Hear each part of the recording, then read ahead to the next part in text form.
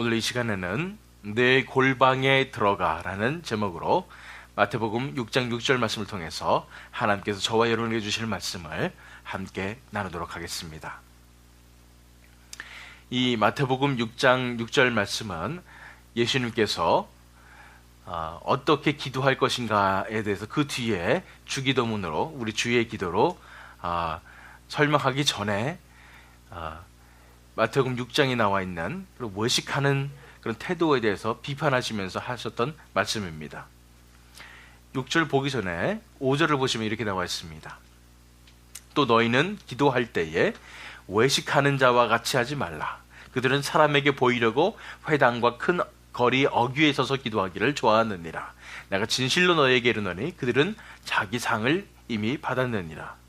사실은 이 골방에 가서 기도하라 이런 말씀을 하시기 전에 먼저 어떻게 하면 안 되는지에 대해서 얘기하셨는데, 외식하는 자와 같이 하지 말라고 그랬는데 그 사람들이 기도하는 거는 사람한테 보이려고 회당에 나가서 서서 기도하고요.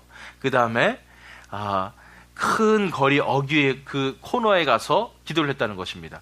지금 현대 사회로서는 이해가 안 가는 광경이지만 그때 당시 유대 사회에서는 당연히 이게 엄청난 일이었습니다. 왜냐면은 정말 나는 거룩한 사람이다, 종교적인 사람이다, 이런 것을 밖에 나가서 보여주는 것입니다. 거룩한 모습으로 기도하고 서서 기도하면서 이러면서 이 사람은 거룩하고 훌륭한 사람이다, 이런 생각이 들 만큼 그렇게 기도를 했던 그런 사회였던 것입니다.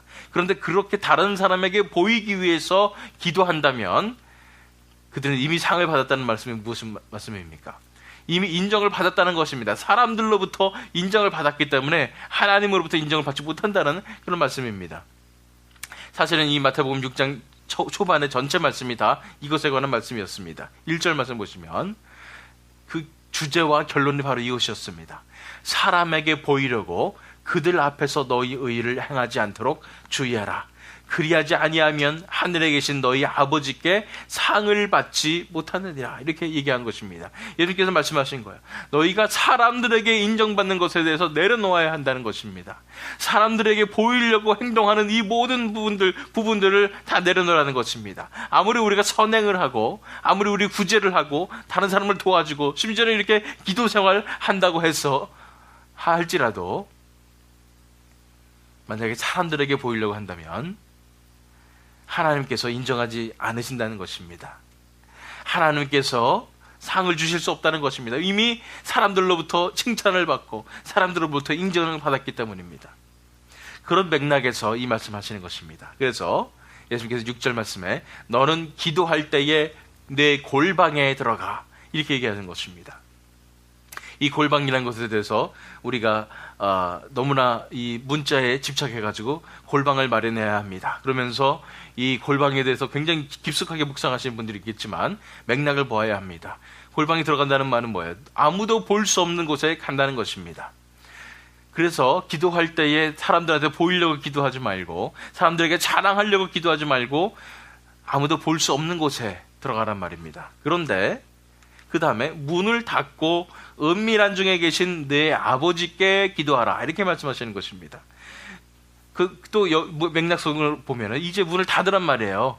이제 다른 사람들이 볼 수 없게 하란 말이에요. 그러나 내가 정말로 하나님 앞에 나아올 때에 하나님께서 만나주시리라, 이런 말씀입니다.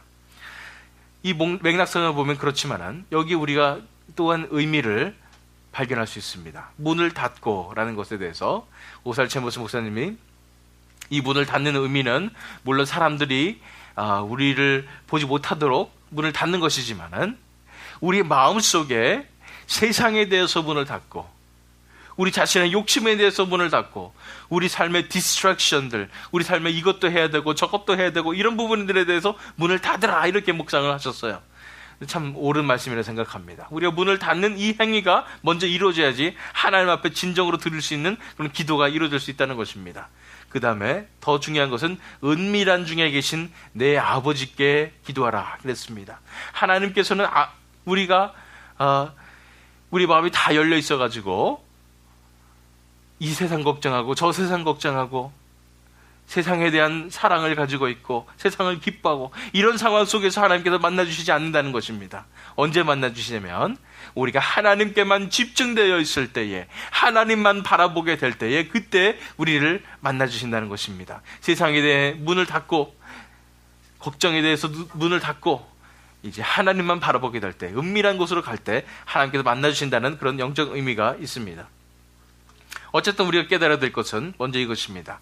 갈라디아서 1장 10절 말씀, 이제 내가 사람들에게 좋게 하랴 하나님께 좋게 하랴, 사람들에게 기쁨을 구하랴. 내가 지금까지 사람들의 기쁨을 구하였다면 그리스도의 종이 아니니라는 사도 바울의 고백처럼 이제는 우리가 사람들에게 좋게 하는, 사람들에게 보이기 위한 그런 삶을 사는 것이 아니라 이제는 하나님만 집중해서 삶을 살아야 하는 것입니다.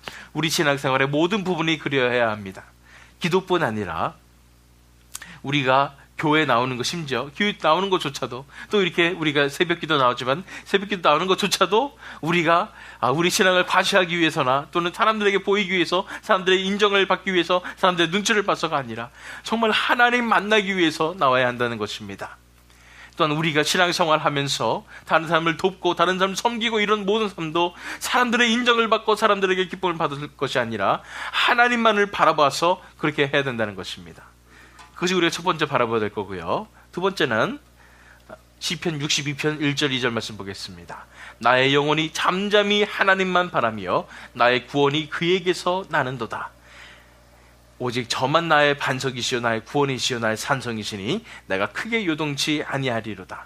우리의 마음속에 진정으로 하나님 앞에 기도로 나아가게 될 때 우리가 가져야 될 자세가 이것입니다. 잠잠히 하나님만 바라야 된다는 것입니다.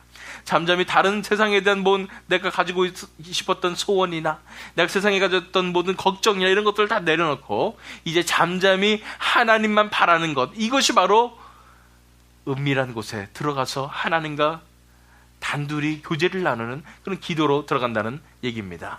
왜냐하면 나의 구원이 그에게서 나는도다. 하나님과 함께 있을 때에, 하나님과의 은밀한 그런 교제 속으로 들어갈 때 그 속에서 나에게 구원이 이루어진다는 것입니다. 그렇게 은밀하게 우리가 하나님을 만나게 될 때 은밀한 중에 보시는 내 아버지께서 갚으시리라 라고 말씀하시는 것입니다. 사실 이 은밀한 곳에서 하나님을 만나는 것, 이 부분에 대해서 제가 말씀드렸듯이 맥락상에서는 우리가 다른 사람 보이지 않는 곳에서 기도해야 된다 이런 얘기지만, 우리가 진정한 신앙생활을 하게 될 때, 영적 생활을 하게 될 때 이런 은밀한 중에 계시는 하나님을 만나는 이런 훈련들을 우리가 해야 합니다. 예를 들어서 오늘 아침에 제가 잠에서 깼습니다. 한참 꿈속에서 헤맸습니다. 꿈 잘 생각나지도 않지만 꿈속의 세계에서 내가 있다가 딱 일어나는 순간에, 알람 듣는 순간에 새벽기도 가야 하는구나. 그러면서 이제 씻으면서, 그런데 내 마음 가운데 아직 준비가 되지 않았음을 느낍니다. 내가 하나님의 임재 가운데 있지 못하구나 라는 생각을 하는 것입니다. 그럼 어떻게 해요? 은밀한 방으로 제가 들어가야 합니다. 세상의 생각과 세상의 모든 것을 다 닫고 하나님만을 찾아야 하는 것입니다. 내 영혼이 잠잠히 하나님만을 찾아야 되는 것입니다. 하나님을 찾을 때에 하나님께서 만나주십니다. 하나님과 내가 단둘이 있는 그런 공간이 있는 것 같이 그런 하나님의 임재 가운데 들어가는 것입니다. 그때 안정감을 찾습니다. 맞습니다. 하나님 감사합니다. 다시 만나주셔서 감사합니다. 이러면서 이제 씻으면서 하나님과 교제하고, 운전해서 이곳에 오면서 하나님과 교제하는 것입니다. 그러면서 저는 이제 말씀을 전하니까 말씀을 전할 때도 하나님께서 저와 함께 계시다는 것을 느낄 수 있는 것입니다. 이 삶이 하루 종일 이어질 경우에 어떤 일이 벌어집니까? 나는 하나님과 단둘이 있는 그 공간 가운데 하나님과 교제하면서 하나님의 임재 가운데 사는데, 내 사는 모든 삶 가운데 하나님과 동행할 수 있게 되는 것입니다. 이런 은밀한 교제 가운데 하나님의 임재 가운데 살기 위해서는, 하나님과 동행하는 삶을 살기 위해서는 먼저 우리가 그래서 해야 될 일이 뭐라고요? 문을 닫아야 됩니다. 내가 지금까지 내 뜻대로 살고 세상의 것을 걱정하고 살았던 이 모든 것에 대해서 문을 닫고 우선 하나님 한 분만을 구하며 하나님 앞에 나아가게 될 때 하나님이 우리를 만나주시게 되고 그 은밀한 방 속에서 우리가 나오지 말아야 합니다. 하나님과 함께 있어야 됩니다. 하나님과 함께 동행하며 임재 가운데 거하게 될 때에 그때 하나님께서 우리 삶의 한 부분 한 부분 가운데 동행하시는 그런 역사를 우리가 경험하게 되는 것입니다. 이 은밀한 교제 가운데 있을 때는 정말로 다른 두려움이 없습니다. 왜냐하면 하나님이 나와 함께 계시다는 확신이 있기 때문입니다. 의심도 없습니다. 이런 상황 속에서 하나님과 기쁘게 하루 종일 살 수가 있게 되는 것입니다.